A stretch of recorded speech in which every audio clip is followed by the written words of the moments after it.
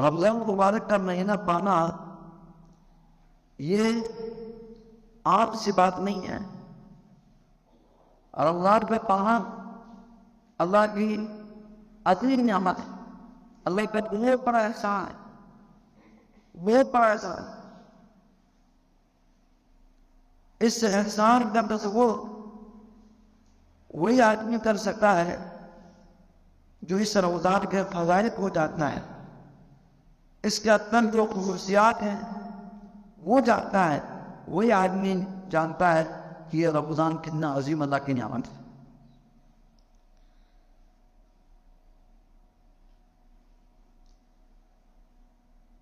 رمضان مبارک کی نعمت پانے پر ہم سب کو اللہ تبارک و تعالیٰ کا بہت زیادہ ہمیں شکر ادا کرنا چاہیے، اور ہمیں خوشی ہونی چاہیے، ایک لذت محسوس ہونی چاہیے کہ اللہ تبارک و تعالیٰ اپنے ہاتھ پر و کرم سے یہ عظیم سزن ہمیں پھر عطا کر رہے ہیں.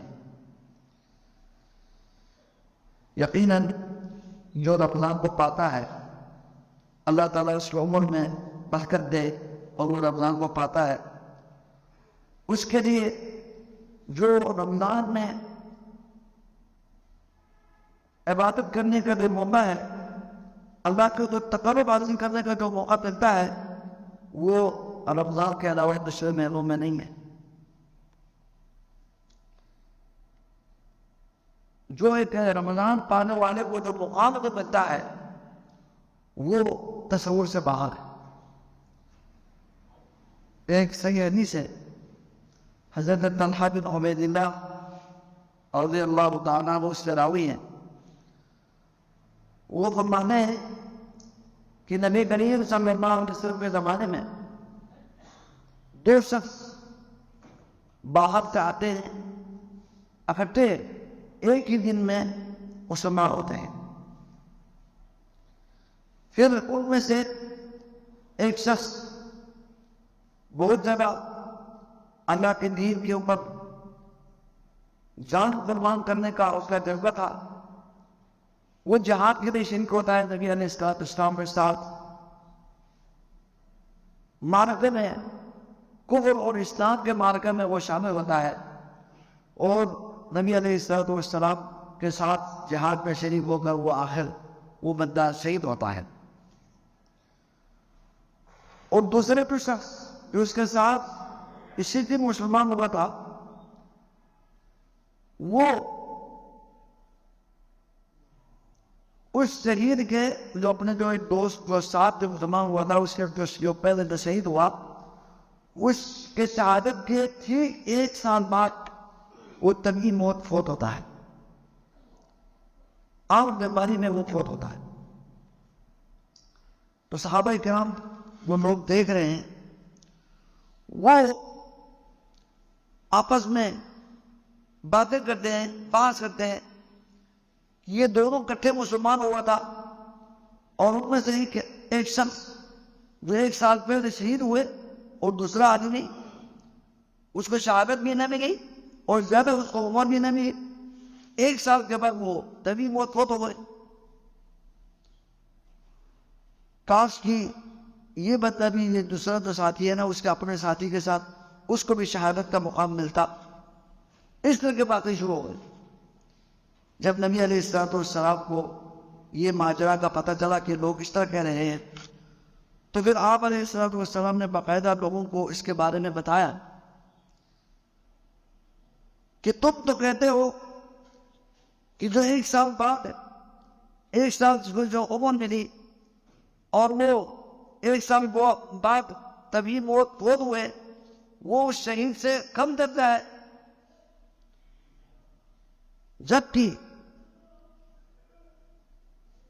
میں کہہ رہا ہوں کہ جو ایک جو شہید اس کے بعد جو دوسرا بندہ جو 1 سال جو کے بعد طبی موت فوت ہوئے، وہ اس شہید سے اس کو بہت زیادہ اعلیٰ درجہ مقام ملا ہے.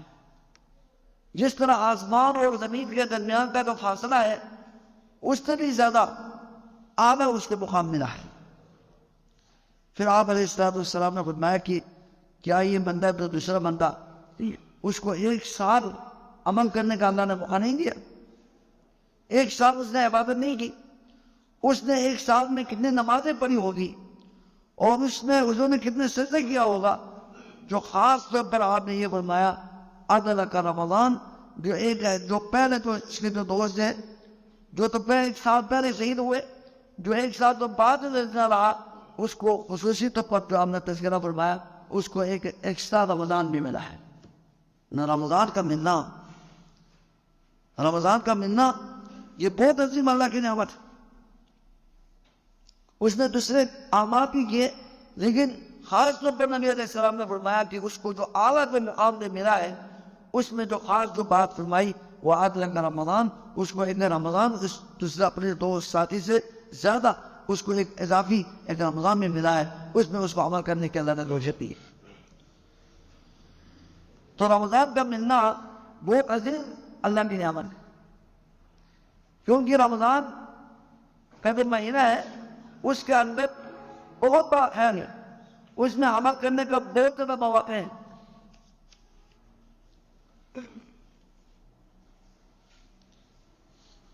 کیونکہ رمضان المبارک کا مہینہ داخل ہوتے ہی اللہ تبارک و تعالیٰ کی طرف سے یہ ہوگا کہ اللہ تبارک و تعالیٰ جنت کے دروازوں کو کھول دیتے اور جہنم کے دروازوں کو بند کر دیتے، اور رمضان کے آتے ہی اللہ تبارک و تعالیٰ کی طرف سے مردود شیاطین کو باندھا جاتا ہے، اللہ کے حکم سے ان کو باندھا جاتا ہے۔ اور رمضان ایک ایسا عظیم مہینہ ہے کہ جس کے اندر اللہ تبارک و تعالیٰ نے قرآن مجید کو نازل فرمایا ہے۔ قرآن مجید کا نزول اس سے رمضان مبارک کے مہینے میں ہوا ہے۔ شہر رمضان الذی انزل فیہ القرآن، اللہ تبارک و تعالیٰ نے رمضان کا تعارف بھی اسی طرح کیا کہ رمضان کا مہینہ وہ عظیم مہینہ ہے جس میں قرآن مجید نازل ہوا ہے، اور رمضان مبارک کا مہینہ وہ عظیم مہینہ ہے جس میں روزہ رکھنا چاہے فرض ہے تمام مسلمانوں کے اوپر، بالغ عاقل مرد عورت جس کے پاس عذر نہ ہو اس کے اوپر کیا ہے رمضان کا روزہ فرض۔ اور رمضان کا روزہ کیا ہے؟ یہ ارکان اسلام میں سے ایک رکن، اسلام کے 5 ارکان میں سے جو کہ جس میں اوپر اسلام کی امانت کھڑی ہے اس میں سے ایک عظیم رکن جو ہے نا وہ کیا ہے؟ رمضان مبارک کا روزہ رکھنا ہے۔ اسی طرح رمضان المبارک کا مہینہ اس عظیم مہینہ ہے جس کے اندر ایک رات ہے، ایک رات اس کی عبادت اگر کسی کو اللہ تعالیٰ توفیق دے اس میں عبادت کر سکے تو 84 سال سے بھی وہ ایک رات کے جو عمل کیا ہے افضل ہے، 1000 مہینے سے افضل ہے۔ کتنے رمضان کا اندر پیکیجز ہیں۔ اسی طرح رمضان المبارک کا مہینہ ایسا عظیم مہینہ ہے کہ جو اس میں ایمان کے ساتھ، خوشی کے ساتھ، رغبت کے ساتھ اللہ کا حکم سمجھتے ہوئے، اللہ کے تقرب حاصل کرنے کے لیے، عبادت سمجھتے ہوئے، اجر و ثواب کی نیت سے اللہ کی رضا حاصل کرنے کے لیے جو رمضان المبارک کا روزہ رکھے گا اس کے لیے اس کے پچھلے سارے گناہ معاف ہونے کا کیا ہے اللہ تبارک و تعالیٰ کی طرف سے وعدہ ہے۔ اسی طرح رمضان المبارک کا جو مہینے کی جو راتیں ہیں اس کی راتوں کے قیام، اس میں تراویح باجماعت پڑھنا، یہ کیا ہے؟ یہ بھی سارے گناہوں کو معاف کرنے کا ذریعہ ہے۔ اسی طرح لیلۃ القدر کے قیام بھی سارے گناہوں کو معاف کرنے کا ذریعہ ہے۔ اسی طرح رمضان مبارک کا جو مہینہ اس سے عظیم مہینہ ہے کہ اللہ تبارک و تعالیٰ اس رمضان مبارک کے مہینے میں ہر رات اللہ تبارک و تعالیٰ رمضان مبارک کے مہینے کی راتوں میں ہر رات اللہ تبارک و تعالیٰ جہنم سے لوگوں کو آزاد کرتے ہیں، جہنم سے لوگوں کو آزاد کر دیتے ہیں۔ ہمیں جہنم سے آزادی ملتی ہے اس رمضان کے مہینے میں۔ کتنے عظیم اللہ تبارک و تعالیٰ کی نعمت ہے، اللہ تعالیٰ کی رحمتیں برستی ہے۔ اللہ تبارک و تعالیٰ ہمیں کتنے عطا کرنا چاہتے ہیں، اور رمضان مبارک کا مہینہ ایسے عظیم مہینہ ہے کہ جو رمضان کا مہینے کا روزہ رکھے گا مکمل، پھر اس کے بعد شوال کے 6 دن کا روزہ رکھے تو اس کو اللہ تبارک و تعالیٰ نے پورا سال پر روزہ دار لکھتے ہیں، یعنی اس نے پورا سال پر روزہ رکھا۔ جو رمضان کے پورا مہینہ روزہ رکھے اور اس کے بعد پھر جو مہینہ شوال کے 6 دن، شوال میں پورے کرے 6 دن کو، تو اس کے لیے سال پر روزہ رکھنے کا اجر و ثواب اللہ تعالیٰ لکھ دیتے ہیں۔ کتنے رمضان کے وقت، اور رمضان مبارک کا مہینہ ایسا عظیم مہینہ ہے کہ جو رمضان کی راتوں کو امام کے ساتھ تراویح پڑھے، امام کے ساتھ فرض نماز پڑھے، پھر اس کے بعد وہ امام کے ساتھ وہ نفلی نماز پڑھیں، تراویح پڑھیں، اور امام کے ساتھ وہ مسجد سے فارغ ہو، تو پھر اس کے لیے پوری رات قیام کرنے کا اجر و ثواب اللہ تعالیٰ عطا فرماتے ہیں۔ اور رمضان مبارک اتنا عظیم مہینہ ہے کہ اس رمضان میں اگر کسی کو اللہ تبارک و تعالیٰ کی گھر کی زیارت نصیب ہو، عمرہ کی توفیق ہو، تو رمضان میں جو عمرہ ہے باقی مہینوں کے عمرے سے بہت زیادہ اس کا اجر و ثواب ہے۔ حتیٰ کہ نبی علیہ السلام نے فرمایا کہ رمضان کا جو عمرہ ہے وہ حج کے برابر ہے، حج کے برابر اس کو اجر و ثواب ملے گا۔ یہ نہیں کہ حج اس کا ادا ہو جائے گا، جس کے اوپر حج واجب ہے اس کو تو حج ادا کرنا ہوگا، لیکن اجر و ثواب کے لحاظ سے جو رمضان کا جو عمرہ ہے وہ کیا ہے، حج کے برابر ہے۔ بلکہ ایک روایت کے مطابق آپ علیہ السلام نے فرمایا کہ میرے ساتھ حج کرنے کا اجر و ثواب ملے گا، یعنی محمد رسول اللہ صلی اللہ علیہ وسلم کے ساتھ حج کرنے کا اس کو اجر و ثواب ملے گا، یہ بھی فرمایا۔ تو رمضان عام مہینہ نہیں ہے، بہت عظیم مہینہ ہے۔ اللہ تبارک و تعالیٰ اس کے اندر بہت زیادہ فضل کرنا چاہتے ہیں، مومنوں کے گناہوں کو معاف کرنا چاہتے ہیں، چھوٹے چھوٹے اعمال کے اوپر اللہ تبارک و تعالیٰ کی طرف سے گناہوں کی مغفرت کا جو ہے کیا ہے، اس میں خوشخبری ہے اور وعدہ ہے۔ اور رمضان مبارک کا جو مہینہ ہے وہ موسم خیر ہے، خیر کا سیزن ہے، ایک مومن کے لیے موسم بہار ہے۔ ایک مسلمان، ایک مومن، ایک عبادت گزار، اللہ کی توحید کو ماننے والا، نبی کریم صلی اللہ علیہ وسلم کی سنت کو برابر کرنے والا جو ایک مومن، ایک مسلمان ہے، اس کے لیے رمضان مبارک کیا ہے، موسم بہار ہے، خیر کا موسم ہے۔ رمضان مبارک کے آتے ہی اللہ تبارک و تعالیٰ کی طرف سے فرشتے اعلان کرتے ہیں، وہی کوچوں میں اعلان کرتے ہیں۔ ایک فرشتہ یہ اعلان کرتا ہے، یا باغی الخیر اقبل، اے نیکی کمانے والا، نیکی کے متلاشی، سام دن اللہ اس کے رسول کے احکامات کے اوپر عمل کرنے والا، اس کو تلاش کرنے والا، اس کے بعد رغبت رکھنے والا، اقبل، اب آپ کے لیے اب مزید خیر کمانے کا بڑا سیزن آیا ہے، وقت آیا ہے، اس میں اللہ تعالیٰ بہت زیادہ اجر و ثواب دے رہے ہیں۔ اقبل، اب تو آپ پہلے سے زیادہ عمل کرنے کے لیے کمر بستہ ہو جاؤ،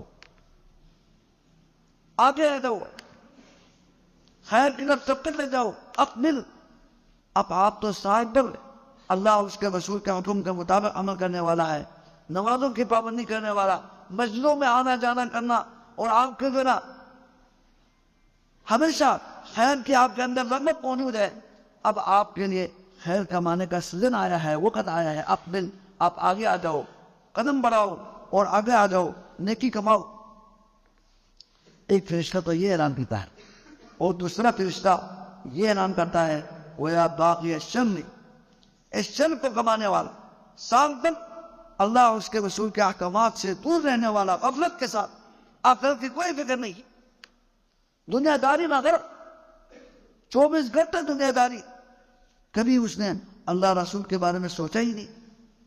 میں دنیا میں پیدا کیوں ہوا، کہ مجھے مقصد کے لیے پیدا ہوا ہوگا، اس کے بارے میں کبھی اس نے غور ہی نہیں کیا۔ ہم اس دنیا میں آئے کیوں؟ اللہ کی عبادت کے لیے، اللہ کو پہچاننے کے لیے۔ اس سال پر برائی، اللہ رسول کی نافرمانی اور غفلت کی زندگی بسر کرنے والا، اب تجھے بھی شرم و حیا آنی چاہیے کہ اب تو اللہ تعالیٰ کی اتنی رحمتیں برس رہی ہے، اللہ تعالیٰ کی اتنی رحمتیں برس رہی ہے، اللہ تبارک و تعالیٰ گناہوں کو معاف کر رہے ہیں، اب تجھے بھی شرم و حیا آنی چاہیے، اکثر اپنے گناہوں کو چھوڑ، اللہ تبارک و تعالیٰ کی طرف آ جاؤ، نیکی کمانے کی طرف آ جاؤ۔ یہ ایک فرشتہ اس طرح کی وہ آواز دیتے ہیں۔ تو یہ رمضان مبارک کا جو مہینہ ہے بہت عظیم مہینہ ہے، موسم بہار ہے، اس میں نیکی کمانے کا بہت ہی اس میں بڑے ذرائع ہیں۔ اسی لیے حضرات سلف صحابہ کرام میں سے اس علماء کے بارے میں صحابہ اور سلف کے بارے میں، اسلاف کے بارے میں آیا ہے کہ وہ سال تک رمضان کے انتظار میں رہتے تھے، رمضان کے حوالے سے کوئی نہ کوئی دعا کرتے رہتے تھے۔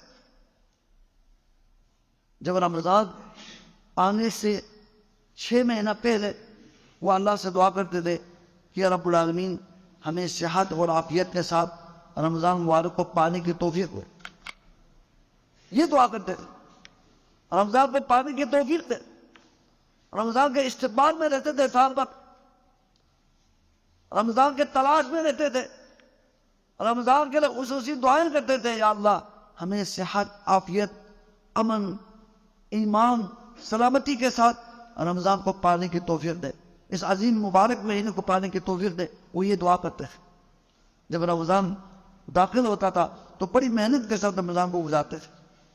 پھر رمضان گزارنے کے بعد کچھ مہینے وہ جو رمضان میں جو عمل کی توفیق ہوئی ہے، اسی کے اوپر استقامت ہمیں نصیب فرما، اس کو قبول فرما، اس کی دعا کرتے تھے۔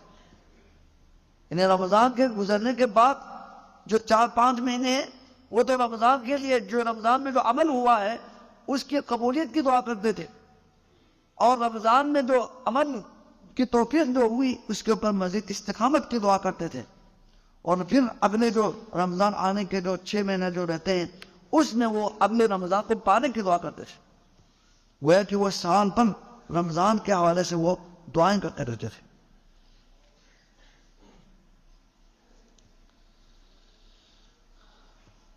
اس لیے ہمیں اس عظیم مہینے کے آنے سے پہلے اس کے فضائل، اس کے خصائص، اس کے عظمت کو ہمیں جاننا چاہیے، ہمیں اس کے بارے میں علم ہونا چاہیے۔ اور جب ہمیں اللہ تبارک و تعالیٰ ہمیں عطا کر رہے ہیں تو ہمیں اس عظیم نعمت کے ہمیں شکر کرنی چاہیے، قدر کرنی چاہیے، ہمیں خوشی ہونی چاہیے کہ اللہ تبارک و تعالیٰ نے ہمیں پھر دوبارہ رمضان المبارک ہمیں عطا کر رہے ہیں۔ اس لیے کہ آج کا یہ جو رمضان سے پہلے کا جو ہفتہ ہے اس میں ہمیں اللہ تبارک و تعالیٰ کا بہت زیادہ شکر ادا کرنا چاہیے، اور اسی طرح ہمیں اس ایام میں رمضان کے آنے سے پہلے ہمیں کثرت کے ساتھ توبہ استغفار کرنا چاہیے۔ ہم اپنے گناہوں کو سال بھر کے جو ہم گناہ کر رہے ہیں اس کے اوپر ندامت ہو کہ اللہ ہم سال بھر آپ کے دین سے دور رہے، آپ کے حکم اور آپ کے رسول اللہ صلی اللہ علیہ وسلم کی سنتوں سے ہم دور رہے، یا اللہ ان گناہوں کو معاف فرمائے، اور ہمیں اس آنے والے جو موسم خیر میں، موسم بہار میں اپنے رحمتوں سے، اپنے فضل و کرم سے اس رمضان کی جو قدر کرنے کی، اس میں عمل کرنے کی توفیق نصیب فرما۔ اس طرح کی دعائیں کرنی چاہیے اور کثرت کے ساتھ ہمیں توبہ استغفار کرنا چاہیے۔ رمضان کے آمد میں آنے نیکیوں کی طرف رغبت ہمارے اندر پیدا ہو اور ہمارے اندر گناہوں سے نفرت پیدا ہو، اور رمضان مبارک کے مہینہ آنے سے پہلے ہم سب عزم کریں کہ ہم اس رمضان مبارک کا جو مہینہ جو آ رہا ہے کہ ہم اس میں مکمل اس کے نظام الاوقات بنائیں گے، اوقات کو ترتیب دیں گے، اس میں ہم بہت زیادہ نیکی کمائیں گے، اور اس میں قرآن مجید کی کثرت کے ساتھ تلاوت کریں گے۔ اور رمضان مبارک اس عظیم مہینے میں چونکہ رمضان کو تو خصوصیت کی وجہ کیا ہے؟ رمضان کی خصوصیت کی وجہ یہ ہے کہ اللہ تبارک و تعالیٰ نے قرآن کو نازل فرمایا، اس لیے ہم قرآن کو پڑھنے کی ہم عزم کریں، ارادہ کریں، اور اس میں روزے کو، خصوصاً جو روزہ ہے اس کو جو ہے نا بہت اہتمام کے ساتھ، انتہائی اہتمام کے ساتھ، خشوع اور خضوع کے ساتھ اس روزے کو ادا کرنے کی، روزہ رکھنے کی ہمیں جو ہے نا اس میں عزم کرنا چاہیے۔ ہمیں اللہ تبارک و تعالیٰ کی اس عظیم نعمت کے احساس ہونے چاہیے کہ ہمیں یہ عظیم نعمت ہمیں حاصل ہو رہی ہے، اور ساتھ ہی ساتھ ہمارے گناہوں کا بھی ہمارے اندر احساس پیدا ہو کہ ہم سال بھر اللہ اس کے رسول کے احکامات سے ہم دور رہے ہیں، اس کا بھی احساس ہو، اس کے اندر ہمارے اندر شعور ہو۔ یہ ایک مومن کے لیے اور بڑا خیر ہوتا ہے کہ جو اپنے اندر اس کو احساس پیدا کرے اور اپنا حساب کتاب کرے۔ ایک مومن کو چاہیے کہ وہ اپنا ہمیشہ حساب و کتاب دیتے رہے۔ اسی لیے حضرت عمر رضی اللہ تعالیٰ عنہ فرمایا کرتے تھے حاسبوا انفسکم قبل ان تحاسبوا، کل تمہارا حساب لینے سے پہلے آج تم اپنے حساب لیا کرو، کل تم سے حساب لینے سے پہلے آج تم اپنا خود حساب لیا کرو۔ وزنوا اعمالکم قبل ان توزنوا، کل تمہارے اعمال کو، اچھے برے اعمال کو وزن کرنے سے پہلے، ترازو میں تولنے سے پہلے آج ہی تم اپنے اعمال کو تولا کرو تو پھر تمہیں فائدہ ہو۔ ہوشیار عقل مند آدمی وہ ہے وہ اس دنیا میں اپنا حساب و کتاب کرتا رہتا ہے، اپنا حساب و کتاب خود لیتا رہتا ہے۔ الکیس من دان نفسہ، ہوشیار وہ ہے جو آج دنیا میں جب زندہ ہے، صحت کی حالت میں ہے، وہ کیا کرتا ہے؟ اپنا حساب لیتا ہے کہ میں اس دنیا میں اللہ تبارک و تعالیٰ کے خاص فضل سے میں پیدا ہوا ہوں، اللہ تبارک و تعالیٰ ساری نعمتیں مجھے جو میسر ہے وہ اللہ کی طرف سے، اور اللہ تبارک و تعالیٰ نے مجھے فضول بے مقصد اللہ نے مجھے پیدا نہیں فرمایا، مجھے کسی مقصد کے لیے پیدا فرمایا ہے۔ وہ مقصد کیا ہے؟ اللہ کے اطاعت ہے، اللہ کی عبادت ہے۔ وہ ہمیشہ اپنا حساب لیتا ہے۔ الکنیس من دان نفسہ، ہوشیار وہ ہے جو عقل مند وہ ہے جو اپنا حساب لیتا ہے۔ وعمل لما بعد الموت، اور موت کے بعد کام آنے والے جو اعمال ہے وہ کرتا رہتا ہے۔ یہ اپنا حساب لینے اور موت کے بعد، مرنے کے بعد جب اکیلے قبر میں جائے گا وہاں جو عامل کو ملنا ہے اس کے بارے میں وہ سوچتا ہے۔ آج جو بھی ہم دنیا میں محنت کر رہے ہیں، ہمارے دوڑ لگے ہوئے ہیں، کما رہے ہیں، وہ سب کس کے لیے؟ یہ دنیا کے لیے۔ لیکن جب انسان مر جائے گا تو اس کے ساتھ کیا جائے گا؟ جو اس کو ملے گا کیا؟ اس کو ملے گا صرف اس کا عمل ملے۔ صحیح حدیث میں نبی علیہ السلام نے فرمایا کہ جب انسان مرتا ہے تو اس کے ساتھ 3 چیزیں چلے جاتی ہیں۔ ایک تو آل و عیال جاتے ہیں، مسلمان جاتے ہیں اس کو دفنانے کے لیے قبرستان چلے جاتے ہیں، اور اس کے ساتھ اس کا ساز و سامان جاتا ہے، یعنی کچھ جو دفنانے کے سامان ہے وہ جاتا ہے۔ تو لوگ ہیں اور جو اس کا جو ساز و سامان جو اس کے دفنانے کے لیے جو ضرورت ہے وہ ساری چیزیں واپس آ جاتی ہیں، لوگ واپس آتے ہیں، اور اس کے ساتھ صرف ایک چیز باقی رہے گی، وہ کیا ہے؟ اس کا عمل رہے۔ جو اس نے عمل کیا ہے وہی اس کے ساتھ رہے گا، وہی اس کو فائدہ ہوگا، باقی ساری چیزیں جو ہے وہ بڑھا ہوئے۔ تو ہوشیار اور عقل مند وہ ہے جو آج اپنا حساب و کتاب لیتا رہے اور آخرت میں کام آنے والا کوئی کام کر کے جائے۔ لیکن آج اس بیوقوف انسان کون ہے؟ بیوقوف انسان وہ ہے جو اس دنیا میں اپنے خواہشات نفس کے پیچھے پڑتا ہے، اس کے پیچھے جاتا ہے۔ والعاجز من اتبع نفسه وهواه، اپنے خواہشات کے پیچھے وہ بھاگتا ہے۔ اور وہ تمنا علی اللہ الامانی، اور اللہ تبارک و تعالیٰ پر بھی بہت زیادہ تمنائیں کرتا ہے کہ اللہ تعالیٰ مجھے بخش دے گا، اللہ بخش دے گا۔ وہ صحیح ہے، اللہ کی رحمت وسیع ہے، لیکن اللہ تبارک و تعالیٰ نے اپنے رحمت کے لیے، اپنے فضل کے لیے ایمان کو اور عمل صالح کو سبب بنایا ہے۔ اسی سبب کے مطابق اللہ تبارک و تعالیٰ اجر و ثواب دے گا۔ تو رمضان مبارک کا مہینہ کے آمد ہے، ہمیں اس موقع پر ہمیں چاہیے کہ ہم رمضان مبارک کی جو آنے کے اوپر ہم خوشی محسوس کریں۔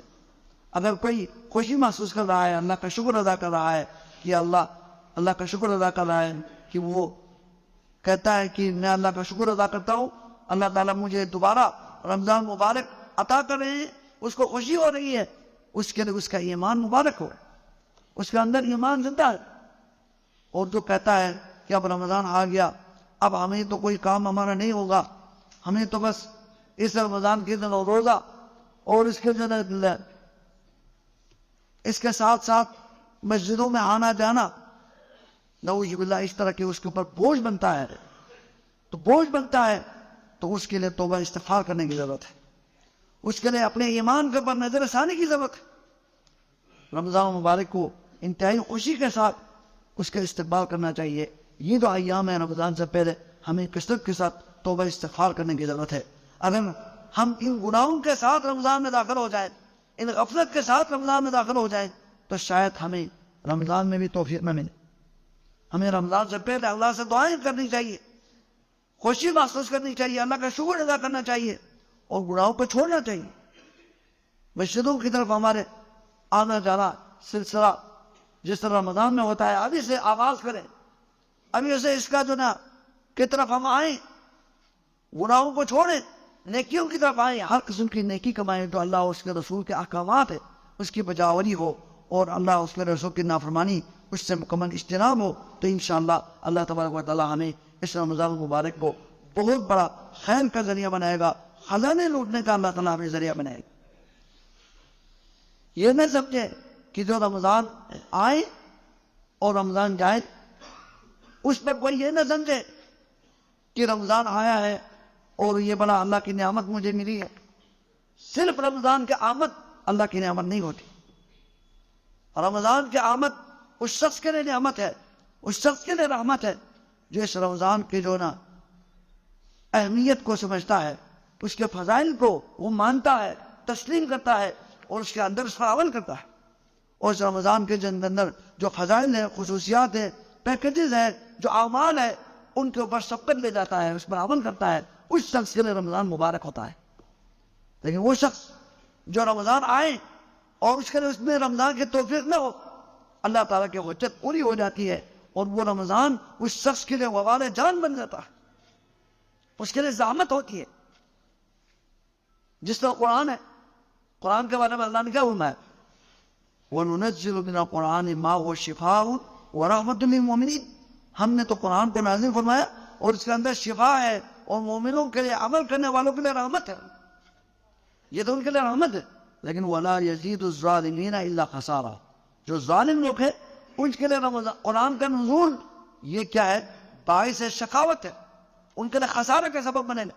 قرآن تو نازل ہوا اور اس کو قرآن کو دیکھا نہیں، قرآن پر عمل نہیں ہوا، ایمان نہیں لایا، تو پھر یہ قرآن کا نزول کیا ہے؟ باعث خسارہ ہے، باعث نقصان ہے. اسی طرح رمضان مبارک کا مہینہ ہے، رمضان کا آنا، صرف آنا یہ ہمارے لیے رحمت نہیں ہے. رمضان کا تو پانا یہ نعمت نہیں ہے، بلکہ نعمت اس شخص کے لیے ہے جو رمضان کے اندر اس کو عمل ہو، جو عمل کر سکے، عمل کی توفیق ہو، نیکیوں کی طرف سبقت لے جائے، گناہوں کو چھوڑ دے. تو یہ اس شخص کے لیے کیا ہے؟ رحمت ہے. یہ حدیث آپ میں سے کسی سے یہ مخفی نہیں ہے. علماء بیان کرتے رہتے ہیں کہ نبی کریم صلی اللہ علیہ وسلم نے ایک دفعہ ممبر پہ چڑھتے ہوئے 3 دفعہ آمین کہا تھا. وہ ایک موقع پہ جو آپ نے آمین جو کہا تھا، صحابہ کے پوچھنے کے بعد پوچھنے پر آپ نے یہ فرمایا کہ جبریل امین تشریف لائے تھے، 3 شخص کے خلاف جبریل امین نے بددعا کی تھی اور میں نے محمد رسول اللہ صلی اللہ علیہ وسلم رحمت للعالمین نے اس کے اوپر آمین کہا تھا. ان میں سے وہ بدبخت انسان ہے کہ جو اپنے زندگی میں رمضان کو پاتا ہے اور وہ اپنے گناہوں کو نہ بخشوا سکے اور وہ عمل نہ ہو سکے اور اپنے گناہوں کو نہ بخشوا سکے. اللہ تبارک و تعالیٰ کی طرف سے جو رحمتیں نازل ہوئی وہ نہ سمیٹ سکے، اس شخص کے اوپر جبریل امین آ کے بددعا کرے ہیں، آپ اللہ اللہ تبارک و تعالیٰ اس بدبخت کو اپنے رحمت سے دور فرما دے اور نبی کریم صلی اللہ علیہ وسلم اس کے اوپر آمین کریں. اس لیے رمضان کا صرف پانا رحمت نہیں ہے، رمضان میں عمل ہو اور اس کے جو نا شکر ادا کرے اور شوق کے ساتھ، ایک جذبے کے ساتھ، خوشی کے ساتھ اس رمضان کا استقبال کرے، تو اس شخص کے لیے کیا ہے؟ رمضان مبارک کا آنا باعث رحمت ہے. اللہ تبارک و تعالیٰ اس عظیم مہینے کو ہم سب کو ایمان، صحت، عافیت کے ساتھ پانے کی اور اس میں خوب عمل کرنے کی، اس کے اندر جو رحمتیں نازل ہو رہی ہے ان رحمتوں کو سمیٹنے کی اللہ تبارک و تعالیٰ ہم سب کو توفیق عطا فرمائے. اور اللہ تبارک و تعالیٰ تمام مسلمانوں کے لیے اس رمضان المبارک کو باعث خیر بنائے اور رحمت کے سبب بنائے. اور اللہ تبارک و تعالیٰ اس کی وجہ سے اللہ تبارک و تعالیٰ تمام مسلمانوں سے جو بھی پریشانیاں ہیں اللہ تبارک و تعالیٰ دور فرمائیں. اور اللہ تبارک و تعالیٰ اس ماہ مبارک کو تمام عالم اسلام کے لیے، عالم انسانیت کے لیے خیر اور رحمت کا باعث بنائیں.